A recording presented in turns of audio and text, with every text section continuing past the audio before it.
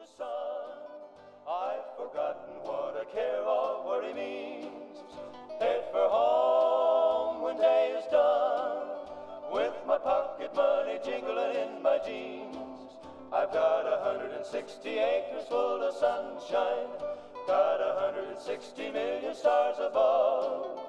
Got an old paint horse, I'm the guy who's boss on the 160 acres that I love.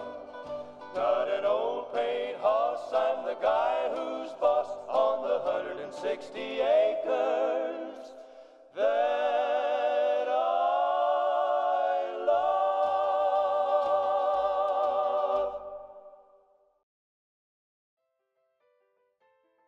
I'm presently a third generation farmer.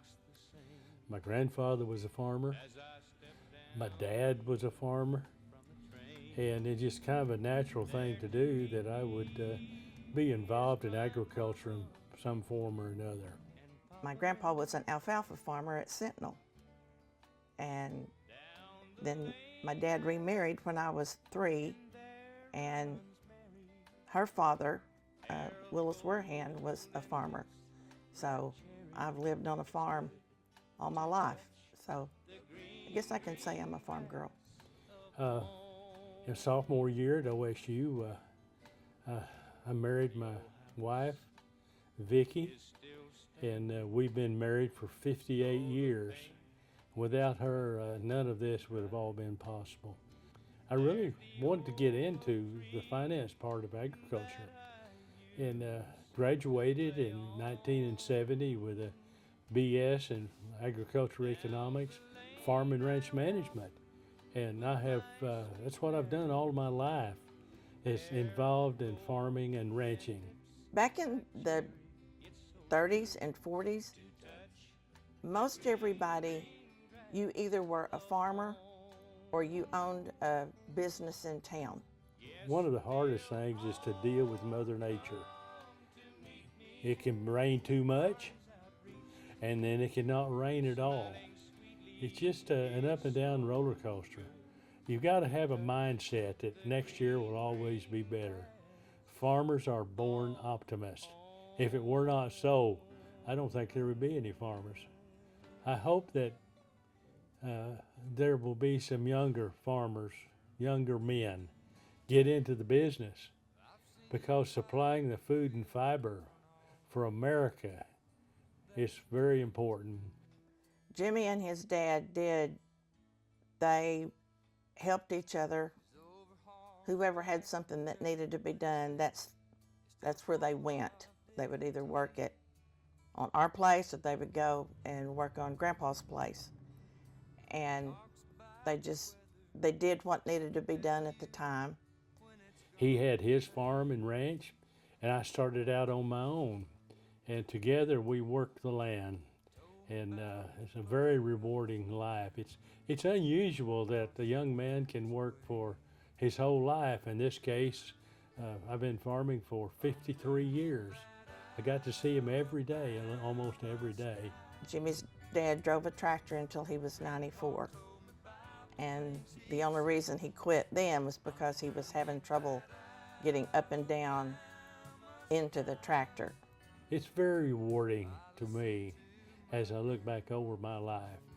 Had it not been for God and His blessings all of our lives, mine and Vicky's, we wouldn't be here today. So I'm very, very thankful for that. I wish I had been able to spend more time with our kids.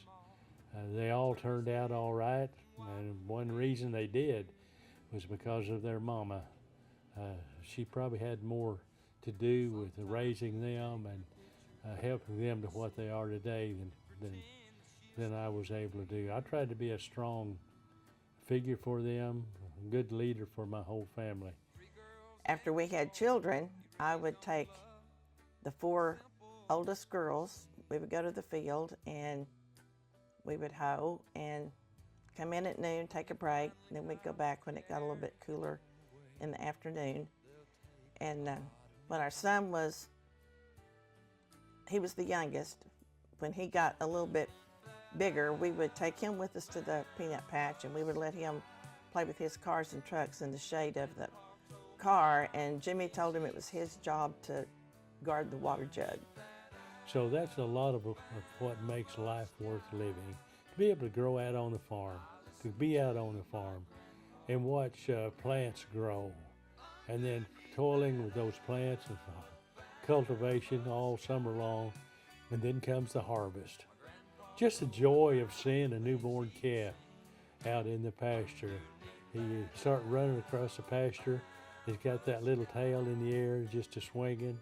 That is one of the most beautiful sights that I think under God's creation.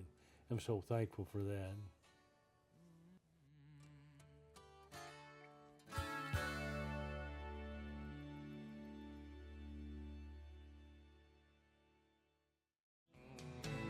You're living on love, buying on time. Without somebody, nothing ain't worth a dime. Just like an old-fashioned storybook rhyme, living on love. Well, it sounds simple, that's what you're thinking. But love can walk through fire